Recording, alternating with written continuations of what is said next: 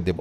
মাছদের উদ্দেশ্যে বলা হলো, তোমাদেরকে যখন পানি থেকে উঠানো হবে তোমরা নিজেরাই ছটপট করতে করতে মারা যাবে।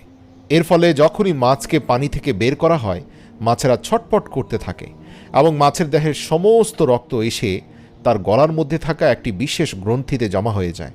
আর এ কারণে মাছকে খাওয়ার জন্য বিশেষ প্রক্রিয়ায় জবাই করার বাধ্যবাধকতা নেই। কেননা ইসলামে জবেহ করার বিধান এই জন্য দেয়া হয়েছে যাতে করে পশুর শরীরের রগের মধ্যে প্রবাহিত সমস্ত রক্ত মাংস থেকে আলাদা হয়ে বের হয়ে যায় এবং মাংসের গুণাগুণ অক্ষুণ্ণ থাকে, জীবাণুমুক্ত থাকে, স্বাস্থ্যকর থাকে। আদম সন্তানের জন্য যেন এই খাবার কোনোভাবে আনহাইজেনিক না হয়, অর্থাৎ অস্বাস্থ্যকর না হয়। আর মাছের ক্ষেত্রে আল্লাহ তাআলার বিধান জারি করা হয়েছে যে যখনই মাছকে পানির ভেতর থেকে উপরে আনা হয় তখন প্রাকৃতিকভাবে মাছ ছটপট করতে করতে মাছের দেহের সমস্ত রক্ত মাছের গলায় থাকা গ্রন্থিতে এসে জমা হয়ে যায় এবং মাছের শরীরের মাংস রক্ত